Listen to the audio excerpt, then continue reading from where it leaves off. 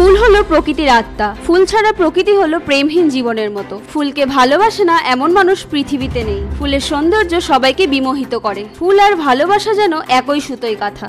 তাই প্রতি বছর রায়গঞ্জ শহরে অনুষ্ঠিত হয় ফুল মেলা। নন্দনের পরিচালনায় এবারেও ফুল মেলার আয়োজন করা হলো রায়গঞ্জ করোনেশন উচ্চ বিদ্যালয়ে। আজ বিকেলে এই ফুল মেলার উদ্বোধন করা হয়। এই ফুল মেলাকে ঘিরে মেতে উঠেছেন রায়গঞ্জের পুষ্পপ্রেমী মানুষরা। 19শে জানুয়ারি পর্যন্ত চলবে এই ফুল মেলা। জানা গেছে এবারে 1200 থেকে 1500 টব এসেছে এখানে। 250 ভ্যারাইটিস ফুল রয়েছে কামরাঙ্গা ফুল সহ বিভিন্ন ধরনের ফল। এই ফুল মেলায় এসে মানুষজন ফুল দর্শন করে অনেক খুশি হবেন, এমনটাই আশাবাদী উদ্যোক্তারা। আমার নাম পরিমল কর।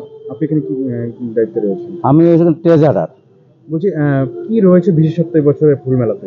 এই বছরের ফুল মেলা বিশেষত্ব হচ্ছে ওই পাতা পচা সারের মধ্যে একটা এক্সপেরিমেন্ট করেছে আমার এক বন্ধু। ওর ভিতরে আর কোনো খাবার দিতে হবে না, শুধু পাতা পচা, তাতেই যা ফুল হয়েছে। ফুলটা আপনাকে দেখাবো, এদিকে আছে। কি ফুল সেটা? চন্দ্রমল্লিকা।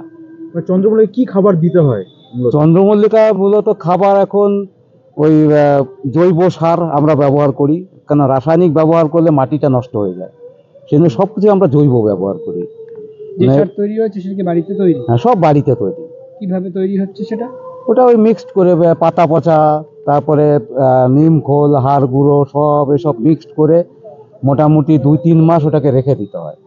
সেটার মধ্যে চন্দ্রমল্লিকা। এখানে যতগুলো ফুল দেখা যাচ্ছে এগুলো কি সব কারোর বাড়ি থেকে কালেকশন? সবই বাড়ির থেকে, সব বাড়ি থেকে কালেকশন করা। কতজন রয়েছে এরকম যারা এখানে ফুল তারা দিয়েছে? এখানে ফুল দিয়েছে মোট 45 জনের মতো। 45 জনের মতো বাড়ি থেকে ফুল এসেছে এবার। অন্য বছর আরো বেশি বাড়ি থেকে আসে। এবার ওয়েদারটা খারাপ, যার জন্য ফুলের অনেক কালার নষ্ট হয়ে গেছে। কোনো সময় গরম, কোনো সময় ঠান্ডা, সেটা ফুলের পক্ষে উপযোগী নয়, যার জন্য ফুলগুলো নষ্ট হয়ে গেছে এবার। তার ভিতরেও যা এসছে, প্রচুর ফুল এসছে। আপনার নাম, আপনি কি দায়িত্বে রয়েছেন? আমি অরূপকান্তি ঘোষ, নন্দনের অ্যাসিস্ট্যান্ট সেক্রেটারি এবং 2025 নন্দন ফুলমেলার যুগ্ম সম্পাদক। আজকে আপনাদের কি অনুষ্ঠান রয়েছে? আমাদের নন্দন আয়োজিত যে বার্ষিক ফুলমেলাটা হয়, সেই ফুলমেলার আজকে শুভ উদ্বোধন হলো। এই ফুলমেলাটি আমাদের 39তম ফুলমেলা। মূলত কি কারণে আপনাদের এই ফুল মেলার আয়োজন করা? ফুল তো সকলেই ফুল ভালোবাসে, ফুল সম্বন্ধে কোনো কিছু বলার নেই। ফুল দেখে যেন লোকের মানে আকৃষ্ট বৃদ্ধি পায়, তারা যেন নিজেরা বাগান করে, ফুল চাষ করে, এটাই আমাদের মূল উদ্দেশ্য। আর 39তম ফুলমেলায় আমাদের আজ 1200 থেকে 1500 টব এসছে, 200 থেকে 250 ভ্যারাইটির ফুল এসছে এবং বিভিন্ন ফল টবে, ছাদ বাগানে যারা ফল করে, মূলত কামরাঙা থেকে শুরু করে কুল থেকে শুরু করে, এবছর আমটা আসেনি, বিভিন্ন ধরনের ফল এবং বিভিন্ন ধরনের ফুলের সম্ভার নিয়ে নন্দনের আজ 39তম ফুলমেলার শুভ উদ্বোধন হলো। আজকে 16 থেকে 19 তারিখ পর্যন্ত প্রতিদিন বিকেল 3টে থেকে রাত্রি 8টা পর্যন্ত এই ফুলমেলা চলবে।